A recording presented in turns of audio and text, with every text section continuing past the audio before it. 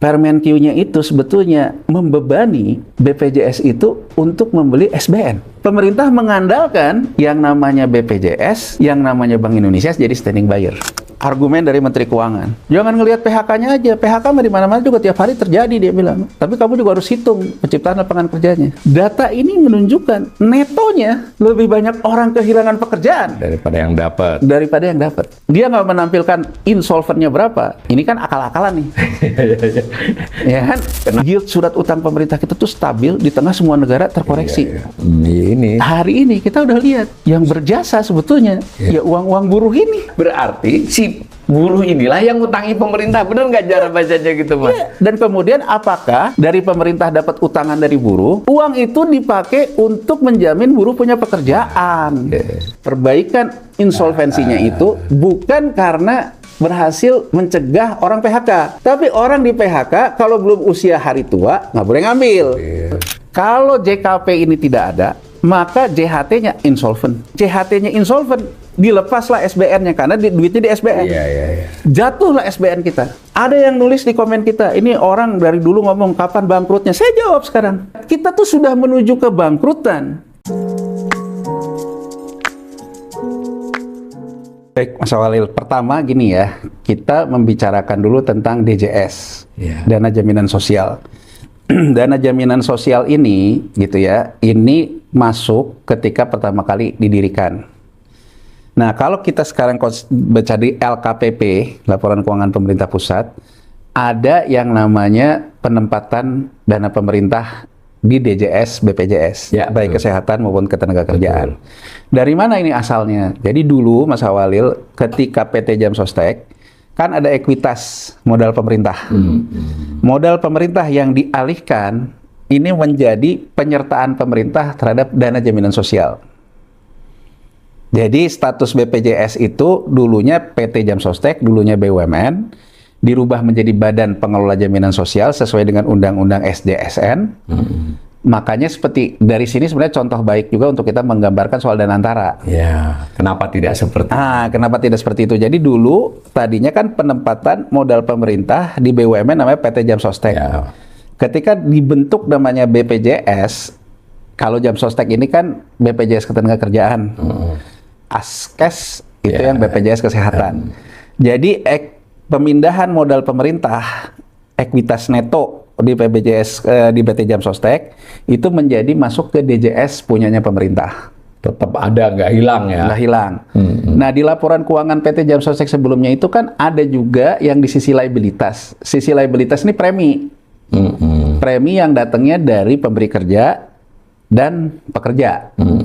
Terkait dengan beberapa program itu ada JHT, ada jaminan kecelakaan kerja, JKP, JKM, dan sebagainya. Ini juga dimasukkan lagi menjadi DJS. Jadi saya ingin menggambarkan awal dana jaminan sosial itu dari mana? Ekuitas pemerintah plus liabilitas PT Jam Sostek terkait dengan premi. Gitu loh Mas Walil. Masuklah menjadi dana jaminan sosial. Karena ini tidak semuanya itu dari modal pemerintah, maka disebutnya itu dana jaminan sosial itu adalah public trust fund tadi. Public trust fund ini terdiri dari siapa? Punyanya pemerintah, dari alokasi modal pemerintah di PT Jam Sostek sebelumnya, alokasi dari premi pemberi kerja maupun pekerja, masuklah jadi DJS, itulah DJS awal. Setelah itu, DJS itu akan terus masuk uangnya dari pembayaran premi. Premi pemberi kerja dan juga penerima kerja. Ya. Nah, yang jadi masalah sebetulnya kalau kita bicara BPJS Ketenagakerjaan, karena yang awalnya itu kan dulu juga Astek gitu ya, terus Jam Sostek. Waktu Perum ya. Nah, sebetulnya meskipun belum optimal, tapi sebetulnya boleh dibilang tuh disiplin. Paling ada pelanggaran tuh gini, misalnya orang tuh upahnya 10 juta. Karena Jam Sostek ini wajib, ya kan, dilaporin sama perusahaannya 5 juta. Nanti tuh orang tahu-tahu kaget. Kok saya begitu terima JHT saya kecil, baru ketahuan nih. Rupanya perusahaannya selama ini ngemplang. Ini saya juga untuk menggambarkan kasus-kasus yang terjadi. Artinya nih memberi kerja yang Kemarin ada orang ribut kan, JHT begitu masa pensiun masa 55 tahun diambil kena pajak lagi gitu kan. Kalau tidak mengambil langsung tidak kena pajak kan gitu loh. Nah, itu kan sebenarnya terkait dengan JHT nih. Tapi kita nggak usah bahas dulu ke sana, nanti kan kemana-mana. Nah, intinya adalah uang ini dipindahkan. Jadi dana jaminan sosial. Ini kan terkait dengan public trust fund, wali amanah. Karena wali amanah sebetulnya tidak bisa lagi yang namanya ini dianggap kayak BUMN. Bahwa pemerintah pemegang saham, bukan. Pemerintah itu salah satu pihak yang punya dana di jaminan sosial itu. Dan pemerintah penjamin. Gitu loh Mas Walil. Jadi negara itu penjamin. Jadi BPJS ada di dalam LKPP terkait dengan realokasi atau reklasifikasi dari modal pemerintah yang tadinya PMN di PT Jam Sostek menjadi DJS. Jadi apakah sekarang seluruh DJS itu diklaim dalam aset pemerintah dalam LKPP? Tidak, Mas Walil. Hanya bagian ekuitas hanya yang bagian yang dulu. Kalau yang sebelah sininya bukan. Tapi karena dia public trust fund atau pengelola dana publik, maka ini sebetulnya yang menjamin tuh pemerintah. Sama kayak gini Mas Walil, uang di bank kan bukan uang pemerintah, tapi pemerintah yang menjamin lewat LPS. Ya, untuk menjamin itu pemerintah punya saham di LPS, kurang lebih gitu loh. Nah, jadi dalam DJS itu seperti itu. Nah, kemudian karena sistemnya public trust fund ini menggunakan sistem keterwakilan. Jadi yang bisa mengawasi dana ini siapa? Satu, pemerintah. Karena pemerintah punya dana di situ, yang tadi dipindahkan itu. Kedua, pemberi kerja, karena dia memberi premi, perusahaan. Kedua, pekerjanya, karena dia bayar premi. Nah, keterwakilan ini muncullah di namanya Dewan Pengawas. Dewan Pengawas BPJS. Ada yang mewakili pemerintah, ada yang mewakili pemberi kerja, ada yang mewakili pekerja, ada yang mewakili masyarakat. Independen. Karena ini prinsip public trust fund. Jadi tidak heran kalau SWF kebanyakan sebetulnya cikal bakalnya itu dari DJS, Mas Walil. Karena ini juga mencerminkan keterwakilan terhadap dana-dana publik yang dipakai untuk menjamin masalah masalah sosial dari pemerintah, dari pekerja, dari segala, kalau kesehatan ya terkait kesehatan segala macam. Jadi sebetulnya kalau menurut saya, kalau kita concern terhadap governance, tata kelola, sebetulnya menurut saya revitalisasi aja BPJS. Jadi orang selalu bilang nih, Temasek, Norway segala macam. Coba lihat asal muasalnya itu sebetulnya mengelola dana jaminan sosial. Terlepas setelah gitu jadi besar ya, jadi kayak PT Holding dan sebagainya. Tapi asal muasalnya itu dari situ. Tata kelolanya sudah terbangun, kelembagaannya di situ. Jadi sebetulnya kalau sekarang kita mengatakan Danantara itu SWF, gitu ya. Kan sebetulnya artinya di Danantara sendiri harusnya ada yang mewakili pemerintah. Ada yang mewakili publik loh. Paling tidak begitu loh cara berpikirnya loh. Karena kan itu bukan uang pemerintah, tapi uang negara, uang warga negara yang tadinya sama pemerintah. Sekarang kan kita nggak jelas nih sebenarnya pengawasnya gimana, ininya gimana. Jadi kalau SWF beneran begini misalnya, ada prinsip wali amanah itu, karena dia trust fund. Itu standar internasional. Standar. Seperti itu. Nah, kemudian ada tata kelola juga yang harus pemisahan dari awal, Mas Walil. Satu, ini ada badan penyelenggara. Badan penyelenggara ini ada lembaganya. Lembaga ini harus bayar gaji, ya operasional perusahaan segala macam. Maka yang namanya trust fund ini, public trust fund ini, sedari awal sudah mengenal yang namanya pisah harta, Mas Walil. Jadi harta terkait dengan dana publiknya harus dipisahkan dengan pengelolaan lembaga. Nah, terus kemudian pertanyaannya, lembaga ini dibentuk untuk apa? Untuk mengelola dana publik ini. Maka diaturlah bahwa untuk kelembagaan, lembaga boleh mengambil persentase tertentu dari dana jaminan sosial ini. Saya lupa angka persisnya berapa. Kalau nggak salah 10% atau berapa gitu. Jadi sebetulnya dari DJS yang setahun ini, misalnya sekarang 2026. 2026 ini udah ketahuan nih DJS-nya berapa. Dari DJS 2026 ini akan dipotong untuk pendapatan lembaga. kayak amil zakat itu, per 8 gitu ya, kurang lebih begitu. Jadi DJS 2026 akan menjadi pendapatan lembaga di tahun 2027.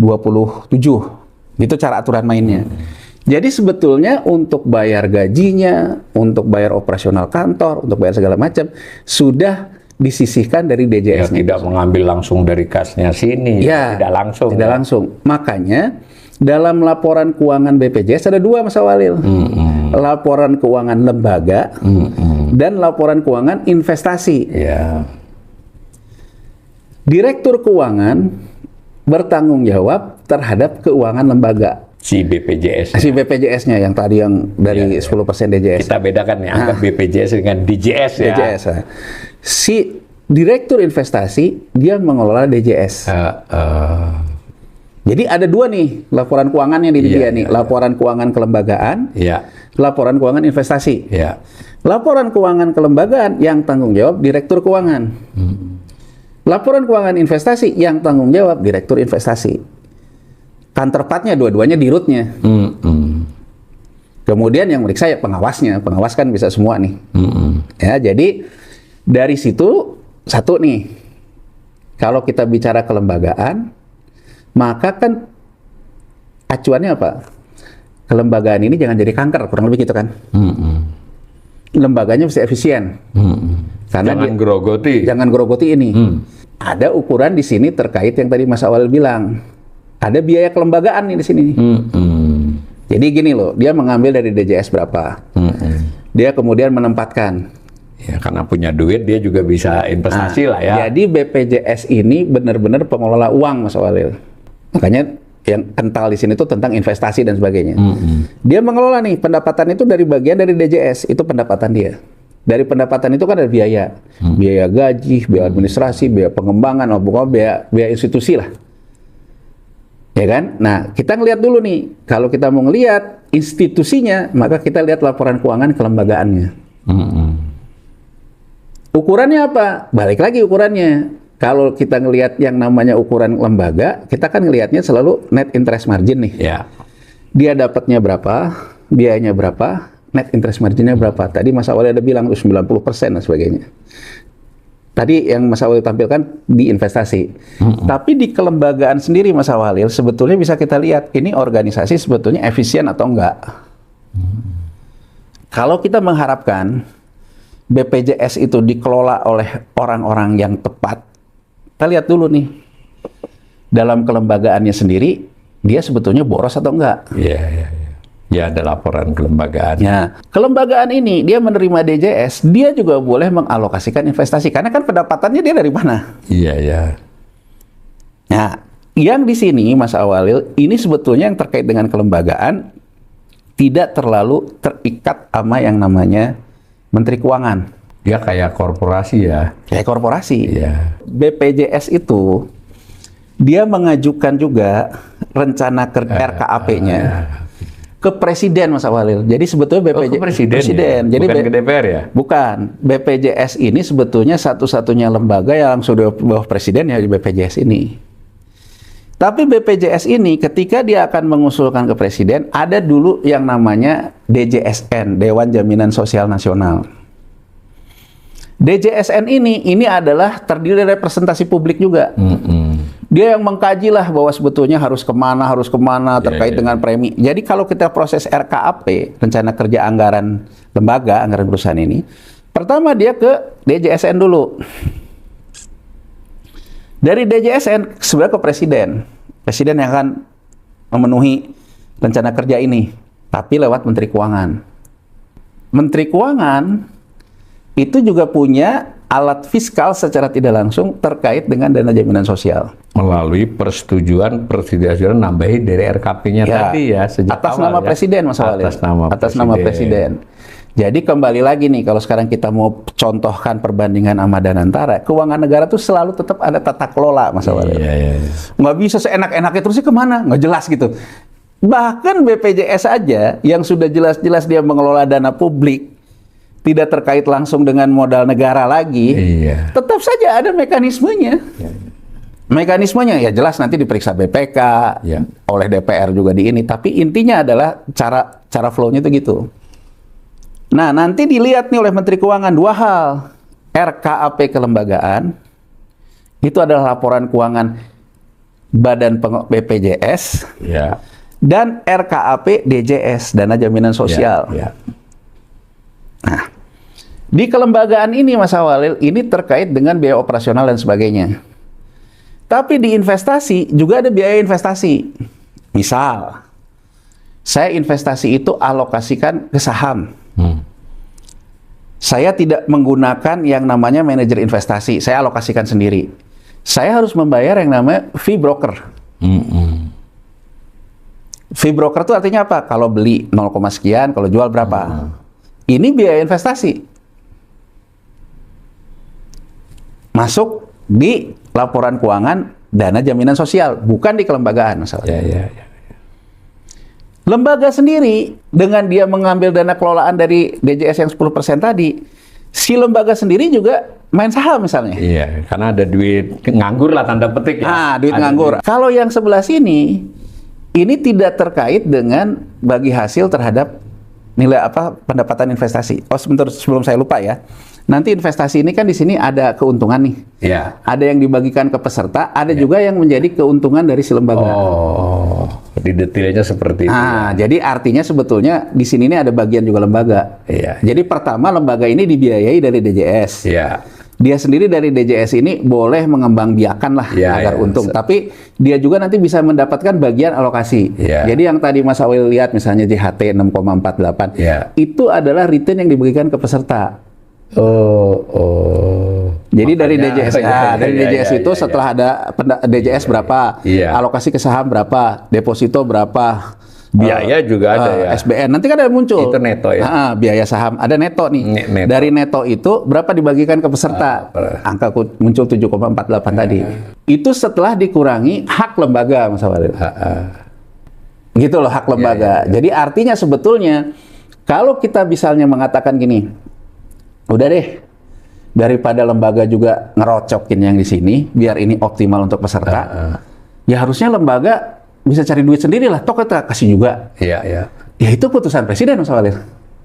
Jadi misalnya saja gini ya, saya ngelihat gitu, udah deh, saya pengen laporan keuangan kelembagaannya tambah efisien, agar sebetulnya kamu sebagai profesional semua itu dapat dari uang kelembagaan, nggak minta bagian dari sini.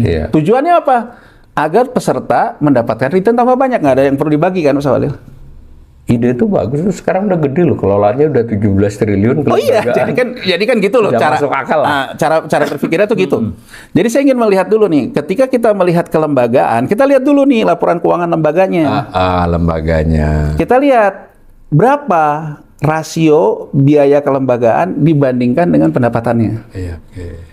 Saya selalu, Mas Awali, dalam setiap kita baca laporan keuangan, mau di mana-mana, saya selalu bilang bahwa kita ngelihat kapasitas keuangan sebuah lembaga dari kemampuan dia meningkatkan yang namanya net interest margin. Net interest margin bisa diperoleh dari apa? Pendapatan tambah naik atau biaya tambah turun. Spreadnya ya. Nah, saya mau katakan gini, Mas Walil, untuk kita menilai kemampuan manajemen, sebetulnya kemampuan dia melakukan reduction program di biaya. Jadi kita akan mengatakan seorang manajemen BPJS, kita anggap piawai mengelola kelembagaan kalau dia memang bisa melakukan cost reduction program di sini. Hasil tetap. Ya kan kalau misalnya lihat gini optimal, loh, pendapatannya naik karena DJS-nya naik, alokasi pendapatannya naik. Udah DJS-nya naik, dia misalnya dapat untung dari saham yang lagi bagus, naik. Deposito lagi bagus, naik. Kan gede nih di atasnya. Kan idealnya jangan nambahin biaya dong. Kalau di sini naik, biayanya juga ikut naik. Netonya sama aja. Jadi kan gini loh, saya tuh ingin menggambarkan gini, orang tuh selalu mengatakan performa itu dari atasnya, tapi dia tidak pernah bicarakan bawahnya. Padahal kalau menurut saya, kalau kita mau menilai kelembagaan, dari situ. Kenapa saya ingin memberikan gambaran ini? Tadi sebetulnya kalau lihat dari kelembagaan tadi, Mas Awalil, sebenarnya biaya dia juga besar. Tadi Mas Awalil bilang, ini kalau di kelembagaannya sifatnya short term semua. Iya ya, di kelembagaan mayoritas di jangka pendek segala macamnya, karena memang membiayai lembaga kan, misalnya bayarin gaji, bayarin segala macam kan. Tidak seperti di DJS-nya ya. Tapi kan yang perlu kita cermati juga sebetulnya, apakah lembaga ini tambah efisien atau tidak? Nah, kalau kita lihat tadi biayanya juga terus naik tuh, Mas Walil. Nah, jadi sebetulnya bisa saja Menteri Keuangan akan bilang gini, oke, kita sekarang nggak mau ya kasih bagi hasil dari pengelolaan investasi untuk lembaga. Kalau kalian pengen sejahtera, kalian optimalkan saja kelembagaannya. Kalau tentang jenis-jenis investasinya itu apa catatan Mas ya? Diatur oleh Menteri Keuangan. Oh, memang oleh aturan. Ada peraturan, boleh suka-suka. Ada peraturan Menteri Keuangan. Nah, si BPJS ini mengelola langsung, maksudnya dia dari dana investasi si DJS, si BPJS ini mengelola dengan ada aturan Kementerian Keuangan. Dia lakukan sendiri, misalnya beli saham, beli surat utang, atau dia memerlukan pihak lain. Satu, kalau untuk DJS ada peraturan Menteri Keuangannya, Mas Walid. Untuk dana jaminan sosial. Ya. Tapi kalau untuk kelembagaannya persetujuan RKAP. Oh ya, level perusahaan lah ya. Level perusahaan. Tapi kalau pengelolaan dana jaminan sosial itu ada Permenkyu-nya yang mengatur berapa ke SBN, berapa ke saham, berapa ke segala macam. Ini yang tadi 8%. Di sini 2024 nih. 2024. Tapi ini hasil, Mas. Portofolionya nggak ada informasinya. Tapi di sini dulu, Mas. Di sini dulu ya. Di sini dulu. Nih, saya kira-kira akhir tahun lalu lah. Akhir tahun lalu saya diundang oleh Dirjen Stabilitas Sistem Keuangan Departemen Keuangan. Dia menanyakan pendapat saya. Dia bilang mereka baru ketemu dengan pelaku pasar modal. Dia nanya ke saya apa pendapat saya, karena pelaku pasar modal menganggap bahwa sekarang itu BPJS Ketenagakerjaan itu sudah nggak kayak dulu waktu era jam sostek. Ini real ya. Ya, saya rasa juga mungkin nggak rahasia amat lah ini ya kan, jadi ya. Tapi saya ingin menggambarkan bahwa pada waktu itu saya jawab gitu. Saya jawab begini, saya bilang dulu memang jam sostek tuh rajanya di bursa. Jadi Mas Walil, kalau dulu transaksi bursa itu yang gede, banyakan tuh duitnya jam sostek. Saham maupun obligasi? Saham dulu nih. Oh, saham. Ya, saham, obligasi saham dulu. Saham. Jadi saham itu dulu tuh yang namanya jam sostek itu jadi rebutan, Mas Walil. Makanya dulu semua orang di dunia saham harus punya koneksi. Ya main gitu kalau bisa di rootnya direktur investasinya dari ini segala macam. Iya. Nah, ini sebetulnya terjadi perubahan itu sejak 2016, Mas Walil. Permenkyu-nya itu sebetulnya membebani BPJS itu untuk membeli SBN. Kita sering bahas, ketika asing keluar, pemerintah mengandalkan yang namanya BPJS, yang namanya Bank Indonesia jadi standing buyer. Saya waktu itu menjawab begini, loh, yang mengakibatkan sebetulnya BPJS Ketenagakerjaan alokasinya lebih banyak ke SBN, itu kan kantor ini juga, Kementerian Keuangan juga. Iya, yang undang sampean itu. Nah, Kementerian Keuangan juga. Jadi saya bilang, kalau sekarang BPJS Ketenagakerjaan disuruh kembali ke masa lalu, berarti dia harus menjual SBN, saya bilang. Iya. Karena realokasi lagi ke saham. Nah, terus dia bilang, in term liquidity gimana? Dia nanya ke saya. Oh iya, seperti di sesi 1 saya bilang, Mas Walil, dimanapun public trust fund itu liquidity provider terhadap bursanya. Kalau terhadap hal ini normal lah itu. Normal, nggak ada yang saya bantah. Tapi selalu saya katakan, governance bursanya pun harus diperbaiki. Iya, tata kelolanya itu. Nah, coba sekarang gini. Mas Walil, dulu saya ketika saya ngelihat saham pendapatannya rugi gitu. Jadi kurang lebih gini loh, saham itu kalau naikin ke atas, gini loh, mungkin saya ingin gambarin dulu ya, agar kita tahu sebetulnya betapa seksinya mengelola dana jam sostek ini. Gini loh Mas Walil, saya pengen naikin harga ke atas. Untuk saya naikin harga ke atas tuh harus ada buy inisiator namanya, agar harga tuh naik ke atas. Di era-era waktu itu Mas Walil, selalu harga itu di atas pakai order jam sostek. Begitu harga udah ke atas di atas ini, yang punya barang jual semua. Jam sosteknya nyangkut di sini Mas Walil. Banyak kasus seperti itu ya. Jadi saya bilang ini kan sebetulnya ada alasannya juga, historisnya. Iya. Selain kebutuhan SBN, bahwa historisnya memang terjadi persoalan-persoalan ini. Karena waktu itu tata kelola belum, ya tidak bagus lah ya. Ya, saya ingin memberikan gambaran gini. Pemirsa kita bisa search di Google. Ada yang namanya tuh Pak Junaidi. Pak Junaidi ini dirut jam sostek. Dia di pengadilan Mas Walil tahun 2005 setelah pemerintahan berganti. Dia sampai lempar sendal Mas Walil. Itu orang boleh lihat lagi tuh Pak Junaidi itu. Dia lempar sendalnya dia lemparin ke jaksa, dia lemparin ke hakim. Karena dia dianggap ini. Saya sendiri kasusnya tahu karena saya kan sebelumnya di bursa. Jadi uang jam sostek ini dipakai untuk ngegoreng saham lah kurang lebih lah. Nah, ketika kekuasaan berganti ya jelas dong yang masuk yang ketika itu menjalankan tugasnya marah dia. Jadi dia hanya menjalankan tugasnya, alasan dia marah gitu ibaratnya. Saya itu kan cuman jalanin gitu. Ini kasus menarik bahwa terkait dengan dana jam sostek ini jangan main-main loh. Dana ini tuh juga lebih seksi dari dana-dana yang lain-lain nih, bisa ngalokasiin segala macam. Gede lagi. Gede.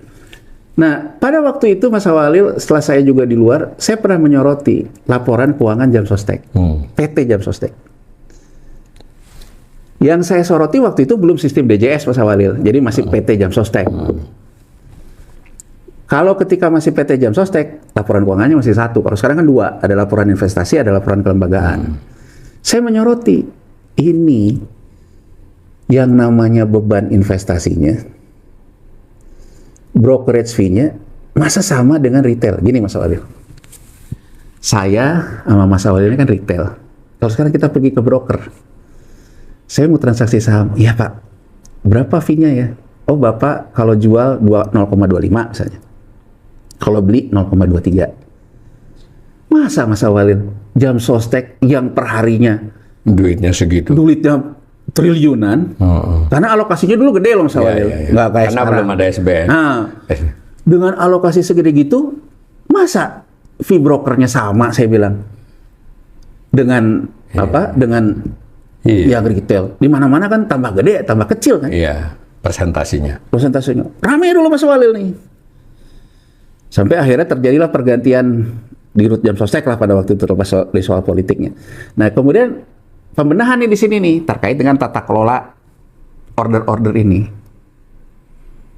Saya selalu menyoroti kenapa negosiasi fee broker. Saya ingin menggambarkan Mas Walil. Dari sini aja ya, korupsi pakai mekanisme itu bisa terjadi loh. Iya. Dan itu legal ya. Legal. Tidak melanggar aturan. Sekarang kan gini, Mas Walil urusan broker. Saya di rut jam sostek. Mas Yanwar, ordernya lewat saya dong. Oke. Kamu kasih saya berapa? Kurang lebih kan gitu. Iya. Di buku tarif retail. Ya, di buku tarif retail. Padahal dia ada kickback. Nah, setelah kejadian pada waktu itu ya ada kasus Pak Junaidi, ada kasus segala macam itu, terjadi nih pembenahan di jam sostek nih. Kita belum bicara DJS nih. Saya lihat mulai turun di bawah tarif retail. Jadi artinya kan sebetulnya saya tuh berharap juga yang mewakili pemberi kerja, mewakili buruh tuh bisa melihat yang gini gitu loh. Karena itu dia berarti ngambil jatahnya si pekerja dong. Kan kurang lebih gini loh misalnya. Kan kurang lebih gini. Kalau biaya investasinya bisa kita irit, return ke pekerja pun akan naik. Iya. Kan mengurangi return biaya ini.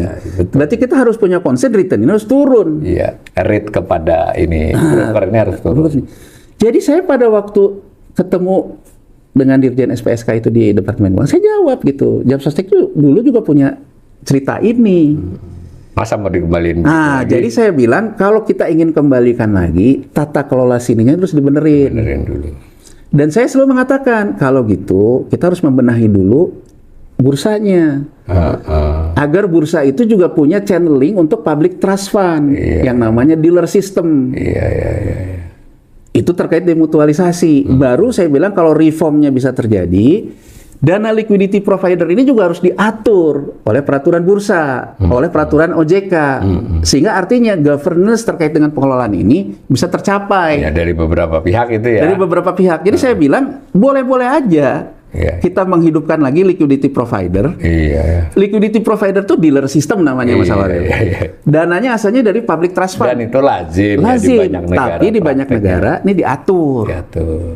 Karena terkait dengan dana jaminan sosial, seperti saya bilang di sebelumnya Mas Awalil, bahkan di Amerika Serikat sendiri tuh pertemuannya ada Menteri Keuangan, ada chair dari namanya jaminan sosialnya, ada Gubernur BI kan, Gubernur The Fed kan. Berarti ide Purbaya kemarin agar BPJS nambahi porsi sahamnya, make sense dong kalau dalih itu. Oh iya, tapi kan persoalannya main enak-enak aja alokasi gitu loh Mas Awalil. Dibenahi dulu dong. Benahi dulu kan. Kan gimana pun juga ada cerita masa lalu. Ya, yang pada waktu itu cerita jelek ya. Cerita jelek. Dan saya ingin gambarin Mas Awalil, yang terjadi di Korea Selatan, alokasi saham ini masuk ke cebol-cebol itu. Konglomerat sana, oligarki sana. Jadi pada waktu mereka nggak bisa nebus asuransi pengangguran, JHT dan sebagainya, marah kelas menengahnya. Uangnya habis sama para cebol, makanya itu yang memicu krisis 98 di Korea Selatan. Nah, kita juga dengar ya sekarang misalnya ada yang bilang terkait dengan kasus Jampitsus, Asabri dan Jiwasraya, kan ada yang bilang ini duitnya Asabri itu dipakai si A, si B gitu kan. Ya memang cerita itu tuh muncul, cerita itu bisa muncul di mana? Ya itu tadi, ngegoreng itu butuh biaya Mas Awalil. Tujuannya kan public trust fund itu pengelola dana besar, bukan spesialis rugi. Dia harus spesialis untung Mas Awalil, karena dia dananya gede. Kan gini loh Mas Awalil. Di mana logikanya?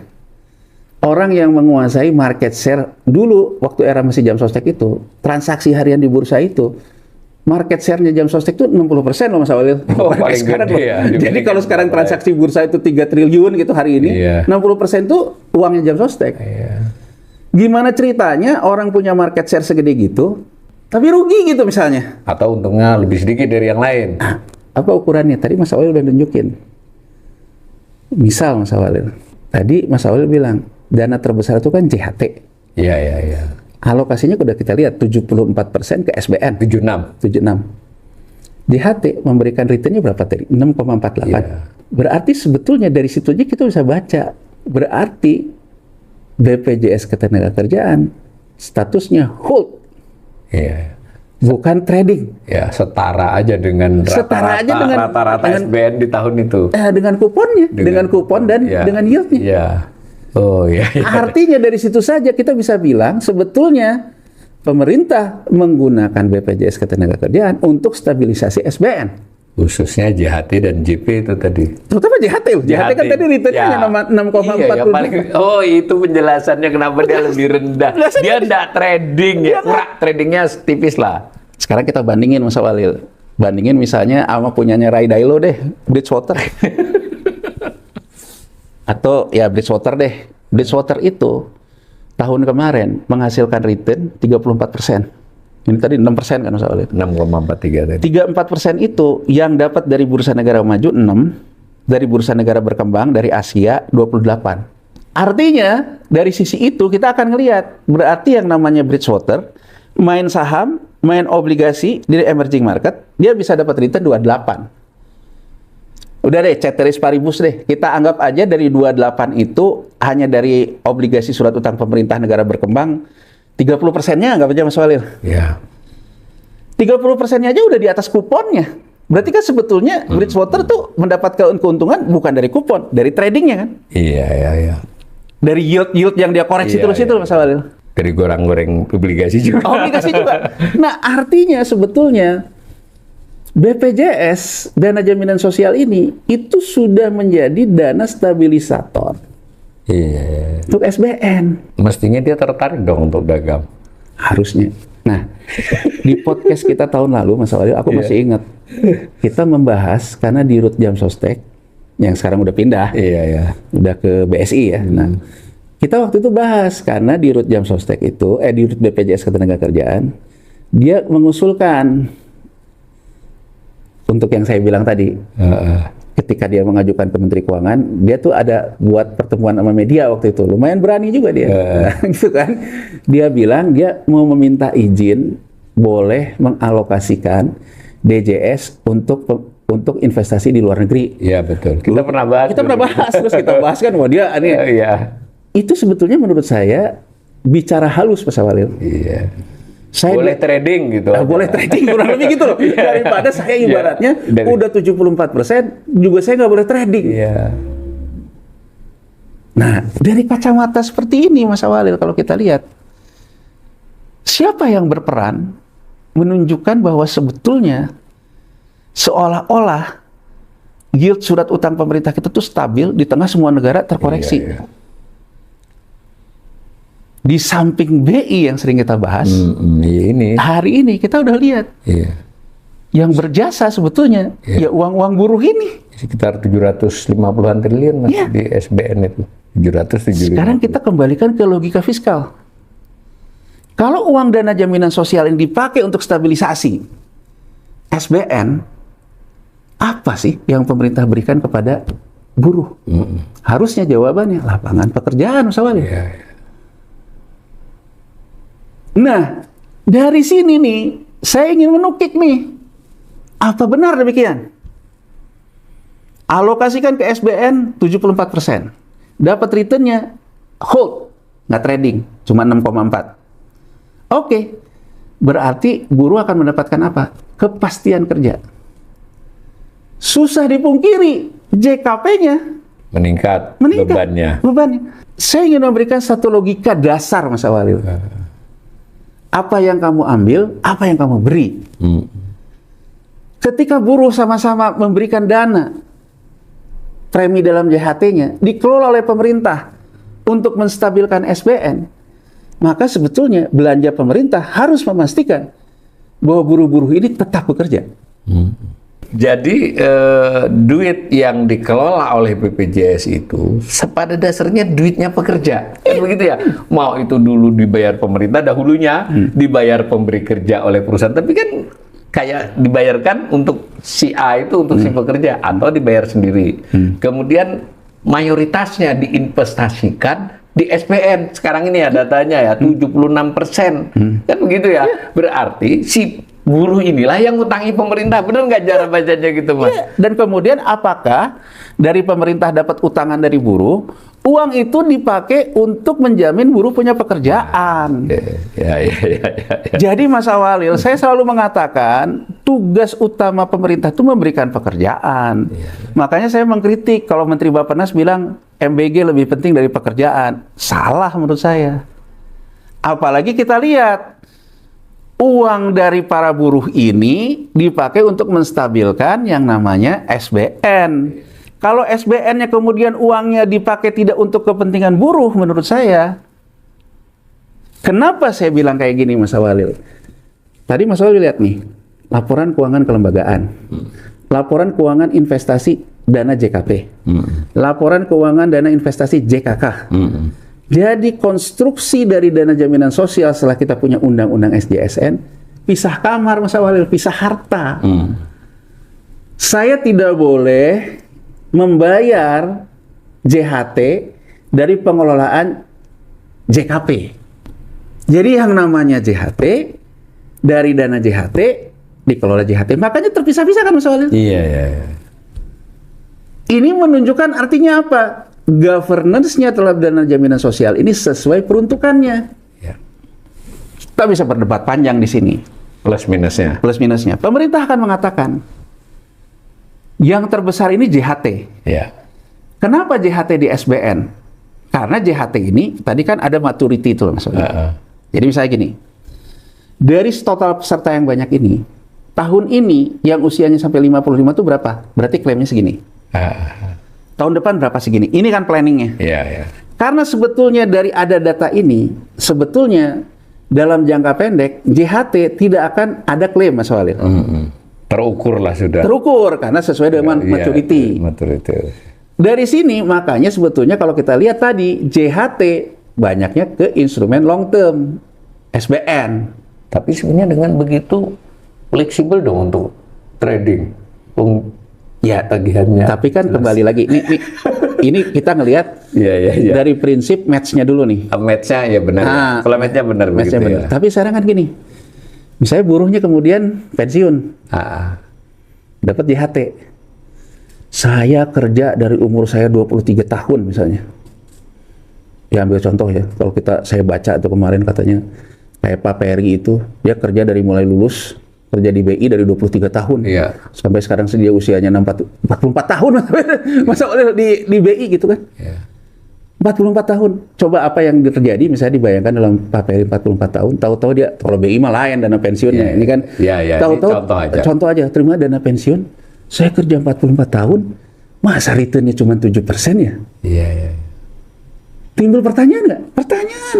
Udah gitu dipotong lagi sama pajak. Jadi kan sebetulnya, tetap saja, walaupun match maturity-nya masuk jangka panjang, Iya. tapi yang namanya pengelolaan investasi, maximize return, Mas Awalil. Memaksimalkan mestinya, mengoptimalkan lah. Sekarang kita lihat nih, reksadana yang bukan campuran. Reksadana yang khusus di obligasi pemerintah. Berapa rata-rata dia kasih returnnya? 15, Mas Awalil. Wih, gede ya. Artinya dia trading. Tidak hanya mengandalkan kupon. Iya. Tidak hanya mengandalkan, jadi walaupun yieldnya ditahan sama BI, ditahan sama ini, tapi dia trading, Mas Awalil. Ya, namanya trading kan naik turun, ada akumulasi ini. Kalau sudah expert ya pasti untungnya lebih besar. Di podcast kita tahun lalu, ketika kita membahas ide dari Dirut Jam Sostek masuk ke luar negeri itu, saya kan menjelaskan, Mas Awalil. Iya. Ketika saya posisinya itu trading, dan saya posisinya asing, saya dapat untung juga dan nilai tukar. Iya. Jadi dari kacamata return, nggak ada yang salah dari ide itu, karena dia ingin membesarkan returnnya. Iya.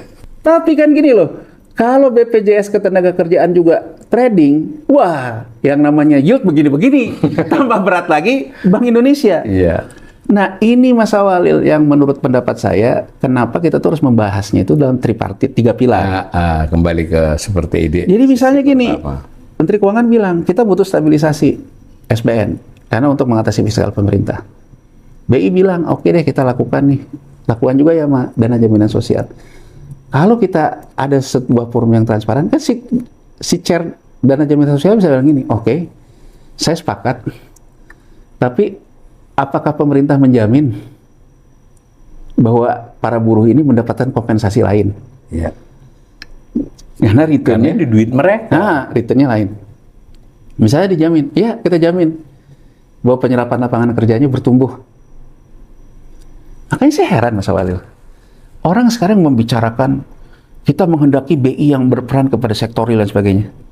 Duh, kalau kita bicara amandemen 1934 tentang Undang-Undang The Fed ya dirubah aja undang-undangnya, diberikan mandat. Lebih lugas gitu loh ya. Daripada sekarang tuh ngomong kan sana kemari, tapi ditambah-tambahi kalimat yang bisa multitafsir. Udah aja, buat aja The Fed harus menjamin yang namanya penciptaan lapangan kerja. Bank Indonesia. Iya, dua tujuan.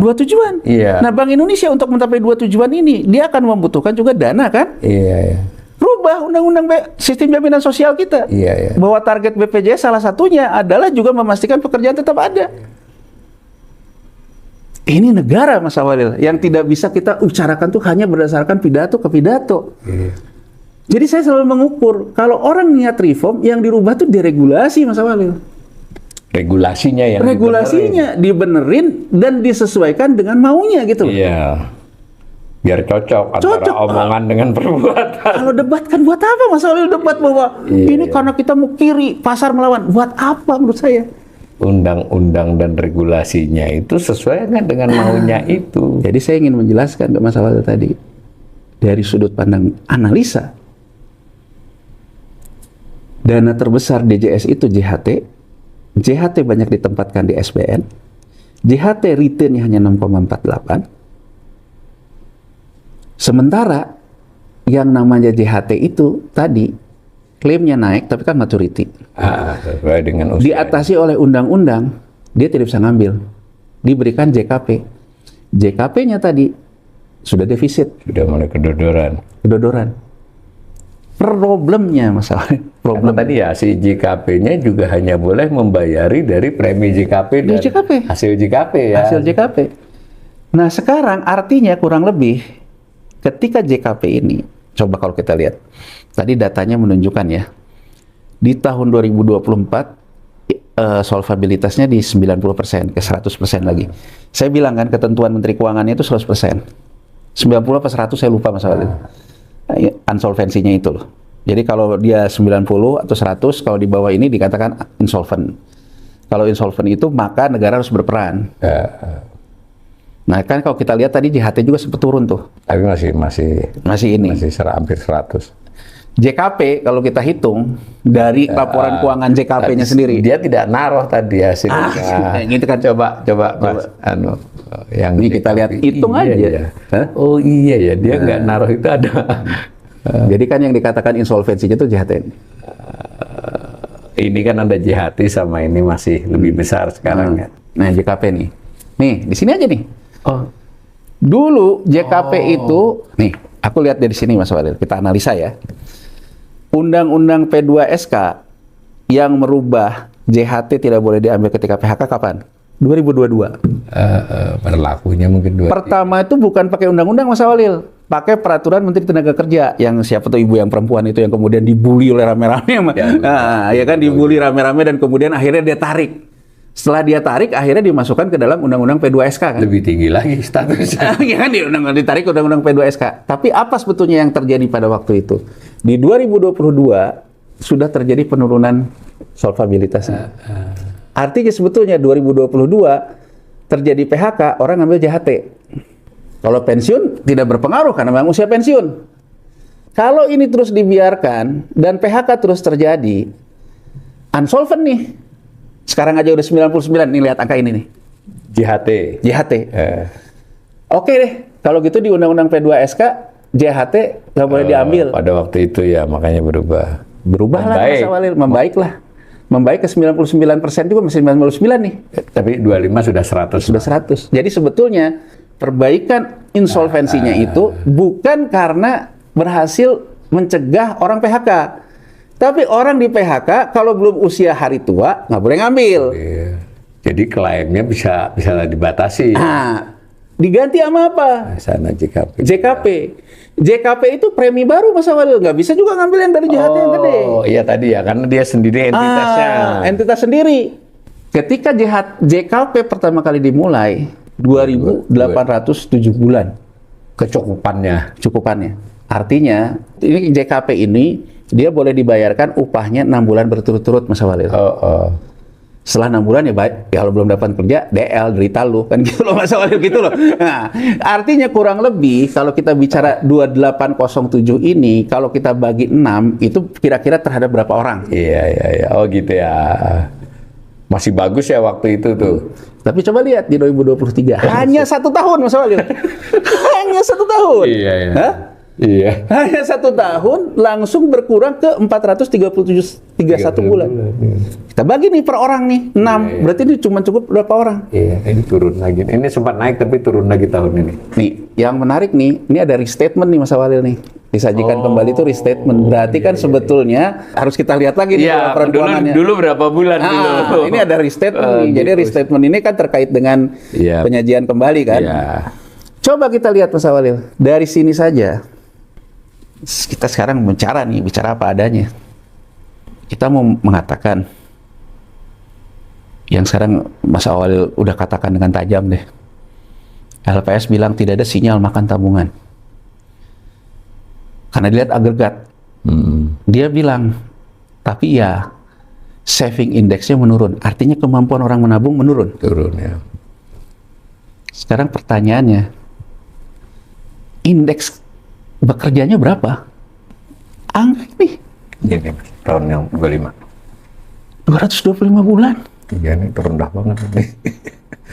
Artinya Mas Walil, sejak kita dari 2022 sampai dengan sekarang 2025, PHK yang sudah terjadi sebanyak ini.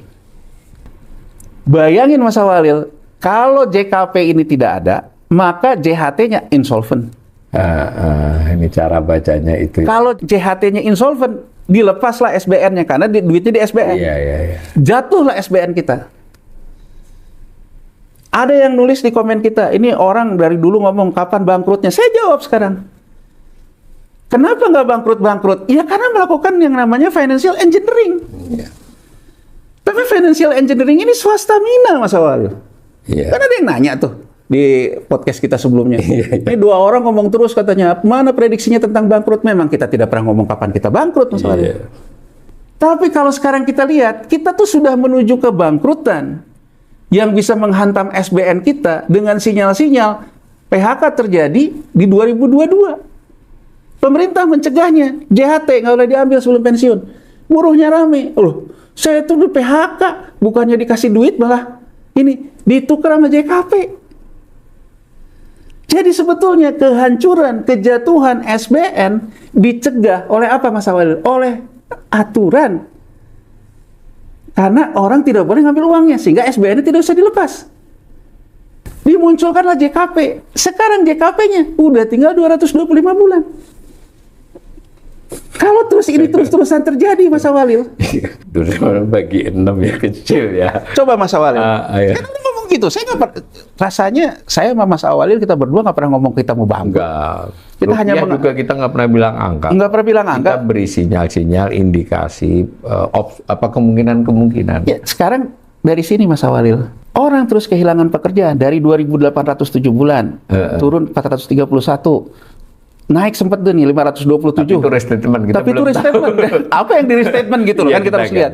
Tapi kemudian di 2025 turun lagi. Jauh banget 225. Dari sini kalau kita tidak mencegah persoalan ini, JKP-nya insolvent. Kalau JKP-nya insolvent udah nggak bisa bayar lagi, orang ramai nggak terhadap JHT-nya? Itu pertanyaannya, Mas Awalil.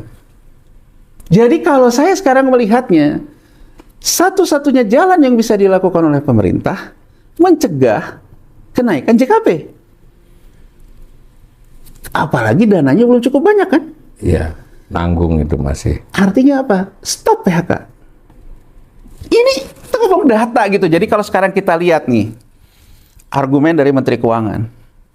Jangan ngelihat PHK-nya aja. PHK mah di mana-mana juga tiap hari terjadi, dia bilang. Tapi kamu juga harus hitung penciptaan lapangan kerjanya. Data ini menunjukkan netonya. Neto kita bicara. Lebih banyak orang kehilangan pekerjaan daripada yang dapat. Jadi dari sini Mas Awalil, dia nggak menampilkan insolvennya berapa. Iya. Ini kan akal-akalan nih.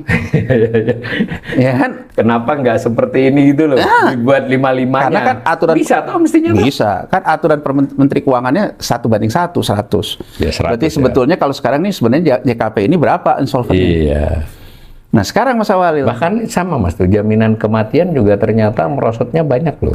Oh, banyak orang meninggal kecelakaan kerja banyak. Kecelakaan kerja dan sebagainya ya. Iya, tapi kalau yang di atas ini kan terkait dengan kerja musiman nih Mas Awalil. Iya. Bangun gedung, bangun apa ya. Ya, konstruksi itu ya. Kan kalau kita mau ngelihat struktur ekonomi ya di ini nih, di JKP sama JHT nih. Ya kan? JKP dengan JHT. Jadi terutama. Ini dari sisi data ini saja, sekarang berikan kontraargumennya. Mengatakan bahwa sebetulnya tidak ada orang kehilangan pekerjaan. Oh jelas kok, ininya nurun kok. Nih, soalnya kita lihat nih yang khusus JKP nih. Pendapatan kontrak jaminan sosial, pembayaran premi. Ya. 2024 tuh restatement juga. Di 2025 turun. Kata Menteri Keuangan, orang kehilangan pekerjaan. Yang tumbuh barunya berapa? Dari sini Mas Awalil, netonya turun. Berarti lebih banyak orang kehilangan pekerjaan daripada ada pekerjaan baru.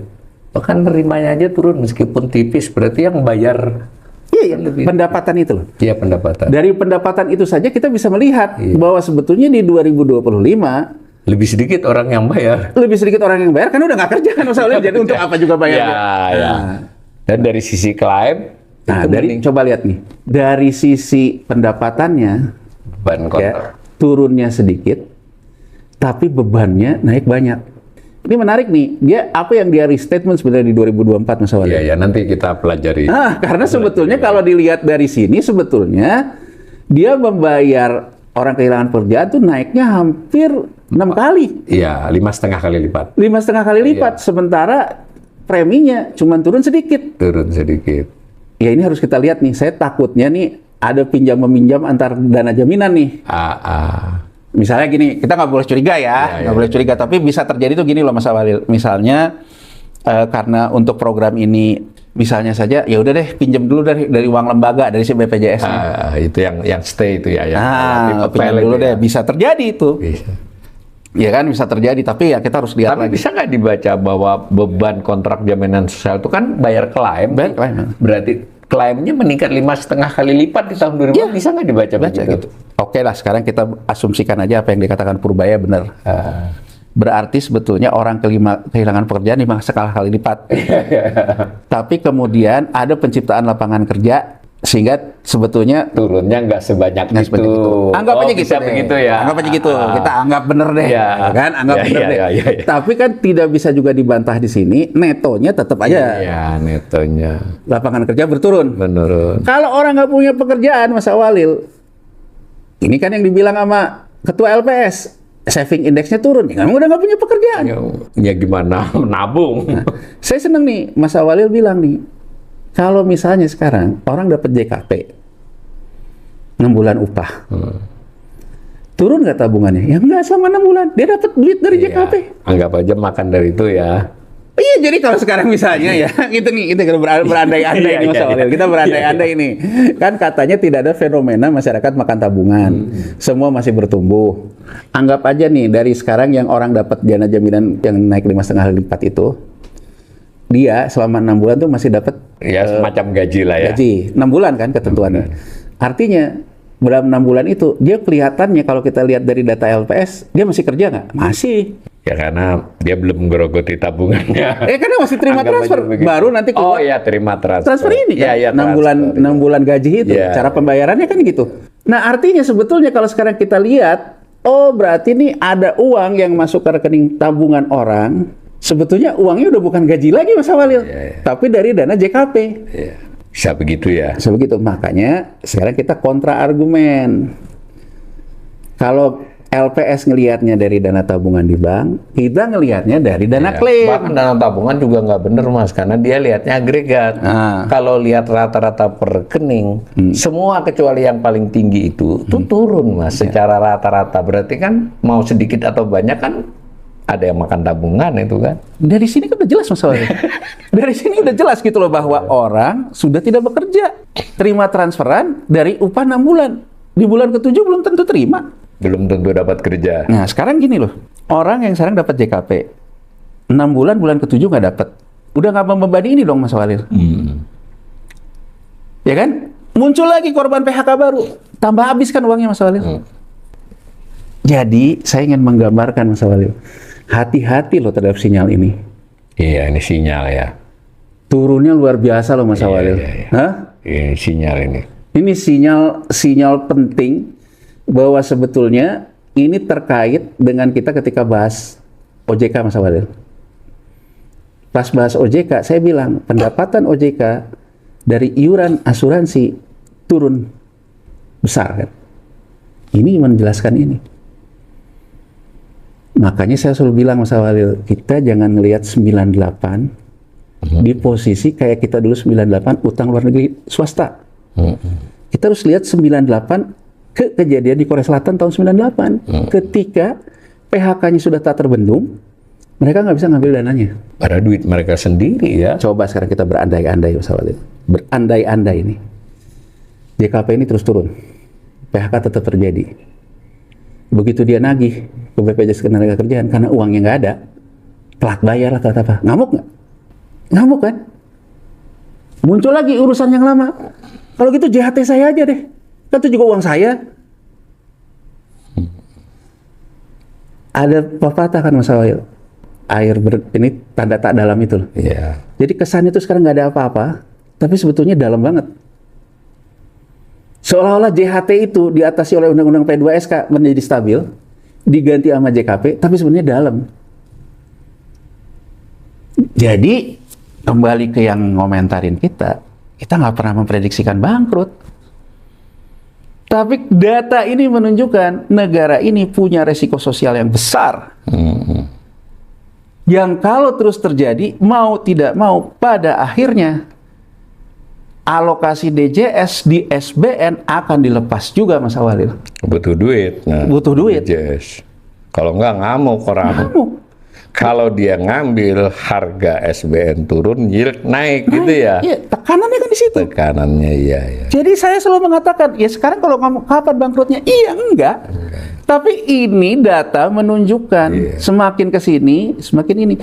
Dan saya berkali-kali ngomong Mas Awalil, bisa jadi juga sembuh sendiri gitu. Tahu-tahu besok ekonomi mendadak membaik gitu. Yang udah mau jatuh ini, ya itu memang bisa terjadi.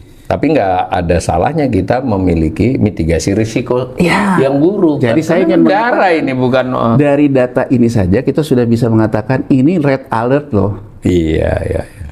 Peningkatan yang namanya beban klaim JKP itu terus meningkat. Iya. Ini red alert. Iya. Kalau kita terus tidak bisa menghentikan ini, jangan soal memecahkan keuangan BPJS-nya ya, tapi sumbernya ya. Kan gini loh Mas Awalil. Sumbernya itu pekerjaan. Dari kita membahas laporan keuangan BI, laporan keuangan OJK, laporan keuangan Bank Himbara, laporan keuangan pemerintah pusat. Kan apa yang ingin kita lakukan dalam diskusi ini, dari laporan keuangan ini, kita bisa mengukur kira-kira ekonomi lagi gimana. Bukan hanya soal Himbara itu sekarang untungnya berapa, bukan soal BI itu sekarang labahnya berapa, OJK berapa. Kan OJK kita lihat, oh ternyata nih ada masalah nih kelas menengah kita. Dilihat dari mana? Pendapatan dari asuransi turun jauh. Ketika BI kita lihat, oh ternyata BI ini terkait dengan SBN nih, berarti biaya moneter ini terkait dengan, kan gitu cara kita baca. Ketika pemerintah pusat, oh ini sebenarnya soal dana antara ini gimana, kan kita ngelihat di sini sebetulnya ini kita benar-benar melihat tensi yang ada di masyarakat benerannya nih. Di sini, setuju nggak setuju, temperatur kelas menengah tertekan jelas. Mereka kehilangan pekerjaan. Karena ini pekerja formal ya. Ini lihat nih, beban pemulihan CKPN investasi. Ini sebetulnya impairment dari dana JKP ini. Di tahun 2024, pemulihan 579. Meskipun itu restatement ya, kita juga cek lagi nanti. Tapi di tahun 2025 beban 260. Artinya sebetulnya ada penurunan harga. Kita tidak bicara besar kecilnya ya. Tapi kemungkinan besar menurut saya ini dari saham. Karena dia tidak kredit kalau dia kan dia investasi portofolio semua. Jadi kalau 2025 itu ada beban 260, kemungkinan itu dampak dari penurunan saham. Investasi netonya turun. Pendapatannya dan beban lain-lain, di 2025 muncul pula beban lain-lain. Jadi kalau dilihat dari sini, pengelolaan investasinya menurut pendapat saya lebih banyak beban investasi daripada menghasilkan pendapatan investasi. Ini loh, di tahun 2024 naik, di 2025 malah ada beban lain-lain. Berarti ada beban lain-lain di luar persoalan investasinya kan? Nih coba lihat nih. Beban investasinya Mas Awalil. Beban investasinya naik loh. Ini yang saya soroti Mas Awalil. Artinya sebetulnya pengelolaan investasinya nggak efektif. Ini contoh ya. Kita bisa lakukan terhadap semua entitas coba, tadi ya. Sekarang kita lihat yang JHT. Beban investasi program JHT nih ya. 2024, 38, 74. Ini kan pertanyaan Mas Awalil. Kenapa bebannya naik ya? Jadi kita nggak hanya bicara hasil yang meningkat karena hasil bersih macam-macam faktor ya. Jaminan pensiun naik. Oh, jangan-jangan merata ini. Ini Mas Awalil yang selalu kayak katakan itu tadi. Saya menyoroti fee broker. Iya. Nah, Mas Awalil, ini ada satu catatan saya di sini nih, ya. Termasuk ketika saya ketemu sama Dirjen SPSK itu ya, Saya mengatakan Mas Awalil bahwa sebenarnya menurut saya public trust fund di mana-mana itu isinya tuh kalau terkait dengan direktorat investasinya yang mengelola dana jaminan sosial itu biasanya memang dipenuhi sama orang-orang jagoan Mas Awalil. Nah, saya mengatakan ini kan dari pelaku pasar modal minta jam sostek lagi, era jam sostek balik lagi karena nanti order itu datang ke mereka. Di public trust fund di mana-mana Mas Awalil. Suara semacam itu wajar. Manajer investasinya mereka sendiri, makanya returnnya gede-gede. Oh, tidak pakai pihak ketiga. Kan kalau kayak gini loh, Mas Awalil datang. Udah deh Pak Yanwar, saya aja yang ngelola investasinya. Berapa kamu janjiin return? Ya net lah ke Bapak deh, 10% deh. Ya. Oh, kalau kamu 10%, ya udah deh. Engki-pengki kan terjadi di sini Mas Awalil. Nanti pas pelaksanaannya, wah Pak nggak bisa 10% Pak, hanya bisa 8% Pak. Jadi BPJS Ketenagakerjaan ini sekarang agak terselamatkan, tidak dalam isu-isu gede, ada Asabri, Jiwasraya segala macam. Karena dia ini sejak 2016 emang disuruh ngurusin SBN Mas Walil. Iya. Dibatasi lah ya. Iya. Nggak bisa main trading banyak-banyak. Jadi kalaupun dia ada hengki-pengki ya sama orang yang ngurusin SBN Mas Walil, bukan yang ngurusin saham Mas Walil. Ya kan saya juga nggak mau menuduh lah, tapi kan banyak yang orang bilang bahwa di SBN pun ada sukses fee dan sebagainya gitu ya. Tapi kan kalau kita lihat sebetulnya kenapa isu-isu tentang BPJS Ketenagakerjaan itu reda ya. Yang muncul tuh Asabri, Taspen segala macam. Karena memang mereka dibatasi oleh ketentuan Menteri Keuangan, alokasinya ke SBN. Kebatasin. Sehingga laporan keuangannya ini kalau kita lihat secara umum ya masih wajar lah ya, bahwa tidak efisien apa seperti dikritik Mas Yanuar itu ada, tapi secara umum tapi dari sini aja pertanyaan saya kan simpel Mas Awal. Iya, kenapa 74% ke SBN, 76% ke SBN, tapi biaya investasi naik. Sementara kalau kita lihat nilai returnnya sama nilai kuponnya. Kurang lebih. Mau ngapain gitu, kecuali trading ya ada naik-naikin. Jadi dari sini saja. Ya nggak perlu broker kalau cuma kita hold lama. Iya, kan tinggal gitu aja. Ibaratnya gini loh masalahnya. Saya ngelola dana sampai 930 triliun. Disuruh sama Menteri Keuangan, udah deh, pokoknya kamu jagain SBN 74%. Ya udah Mas Walil, saya cuma ngalokasiin 26%. 26%, saya taruh di saham 8%. Ada deposito segala. Deposito. Yang saya pakai mikir cuman yang 8% Mas Walil. Yang pakai 8% yang saham. Iya, deposito juga nggak mikir ya, tinggal milih siapa yang tinggal milih. Nah, persoalannya kan kalau beban investasinya naik, apa yang 8% ini yang menyebabkan beban? Menarik ini ya untuk apa yang deposito menimbulkan beban? Atau jangan-jangan yang SBN yang menimbulkan beban?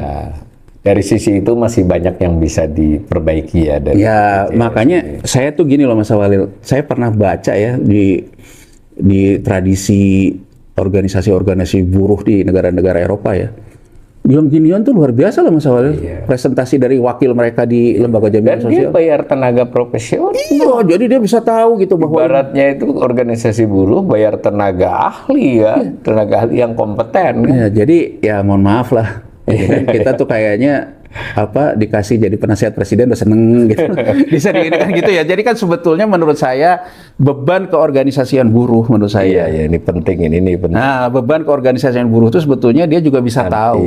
Jadi kalau menurut saya Mas Walil, kalau kita memang concern ya terhadap negara kesejahteraan dan ekonomi konstitusi gitu ya. Menurut saya sebetulnya 3 pilarnya harus kita aktifkan. Fiskal, moneter, dan satu lagi DJS. Jadi menurut saya ide Danantara ya sebaiknya Danantara tuh BP BUMN aja. Biarkan mereka membenahi BUMN kita dulu.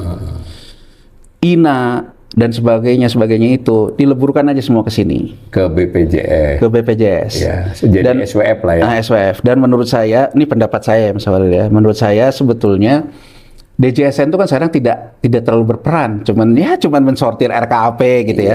Dewan ya. Dewan Jaminan Sosial. Dipilih presiden juga mewakili representasi itu. Menurut saya sebetulnya kita satukan nih, kita merge nih antara BPJS Kesehatan, DJS Kesehatan, dengan DJS Ketenagakerjaan. Nanti kita tambah lagi lah DJS apalah ya terkait dengan dana-dana pemerintah. DJS bagi hasil migas kayak seperti Norway kan gitu. DJS bagi hasil migas, pokoknya digabungin semua. Inilah yang kita bentuk jadi SWF. Ya kan? Di bawah ini nanti ada operator ketenagakerjaan, ada operator kesehatan, ada operator dana bagi hasil. Nah, board ini mewakili representasi. Kelasnya nih, chairnya ini sejajar sama Gubernur BI, sejajar sama Menteri Keuangan. Inilah KSSK sebetulnya. Jadi katakan saja nanti karena ada kebutuhan penciptaan lapangan kerja, kita bilang misalnya dalam rapat ini, dari Dewan Jaminan Sosialnya, ini kalau saya bayar JKP terus, lama-lama jebol nih. Misalnya saja, Menteri Keuangan bilang, ya kalau gitu kita harus menciptakan lapangan kerja, kalau nggak ini. PHK ini kebanyakan terjadi di sektor apa? Oh, di sektor ini. Itu yang diberi insentif. Diberi insentif Oleh fiskal. oleh dana jaminan sosial juga bisa. Dana bisa juga. Oke. Nah, cuman kan dana jaminan sosial maupun BI dan dana jaminan sosial ini kan sebetulnya mengelola portofolio, Mas Awalil. Iya. Termasuk SWF. Mereka nggak ke sektor. Nah, di mana peran sebetulnya BUMN? BUMN mensekuritisasi. Ambil contoh, Mas Awalil. Ambil contoh nih ya. Kita lihat nih, agar lapangan kerja bisa tumbuh gimana? Ekonomi di desa tumbuh, ADMP lah misalnya gitu ya. Oke deh, kita menyerap lapangan kerja yang di PHK ini, masuk lagi kembali ke desa. Apa yang harus kita lakukan? Menciptakan lapangan kerja di sektor pertanian. Oke, BUMN terbitin deh sekuritisasi lahan, misalnya punya perhutani, untuk menciptakan lapangan kerja sini, terbitin, yang beli siapa? Dana jaminan sosial. Kemudian dana jaminan sosialnya bilang, kalau saya beli ini, kan saya juga harus bayar klaim. BI bilang, oke, setelah kamu beli, itu dijadiin instrumen moneter, saya ambil. Bisa dapat likuiditas yang diperlukan. Terus pemerintah bilang, saya juga perlu stabilisasi SBN. Oke, kita putar aja di antara tiga ini. Itu yang disebut dengan quantitative easing menurut saya, Mas Awalil. Tapi terukur ya. Ukurannya apa? Memang menciptakan lapangan kerja. Ya mohon maaf ya. Jangan suka-suka. Kalau presiden bilang, saya tuh ngasih makan, orang nggak bisa makan. Nggak ada yang membantah tentang itu, Mas Awalil. Saya memberikan kooperasi, nggak ada yang membantah. Tapi ukuran key performance indikatornya itu apa? Sekarang kan pertanyaannya gini loh. Kita ngasih makan, buang-buang uang, ya kan? Kemudian kita ngasih KDMP, PHK-nya terus terjadi.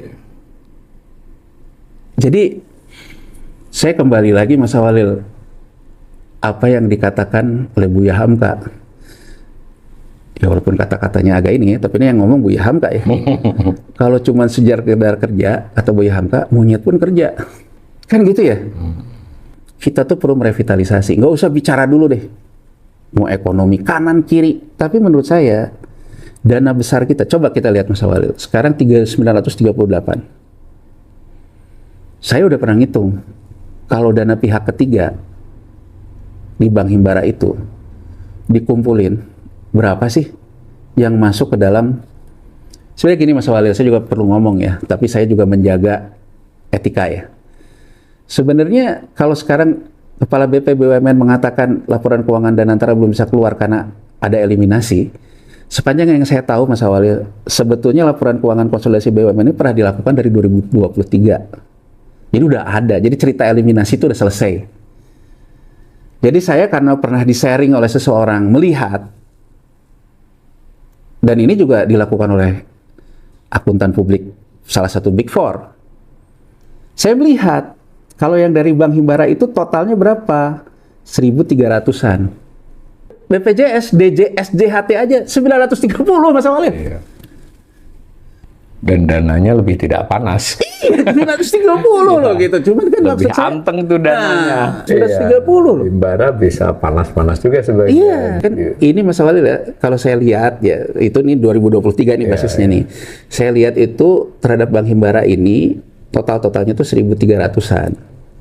Makanya dulu orang banyak bilang, keluarkan Bank Himbara dari Danantara karena 1.300 ini kan bukan uangnya pemerintah, itu DPK. Dana masyarakat. Dana masyarakat.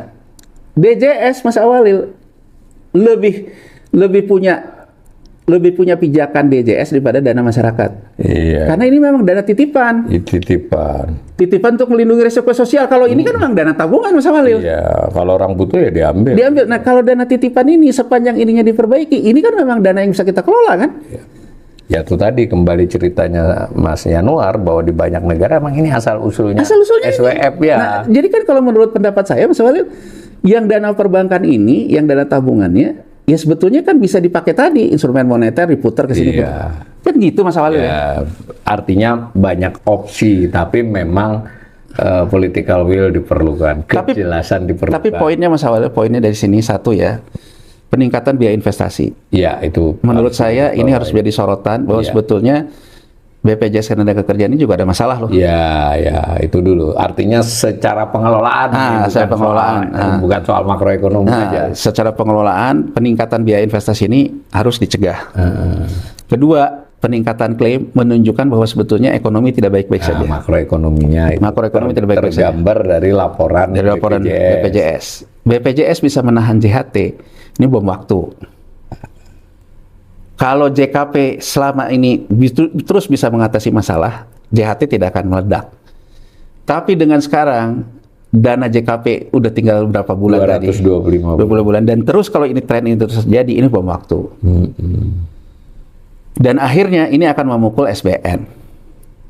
Jadi kalau orang bilang, saya rasa saya dan Mas Awal tidak pernah ngomong rupiah keberapa, tidak pernah ngomong juga akan bangkrut. Saya hanya mengatakan satu simulasi. Ini ada tren yang menunjukkan bisa kena ke sini. Harapan saya kalau kita dengan dewasa, pemerintah segera mencegah.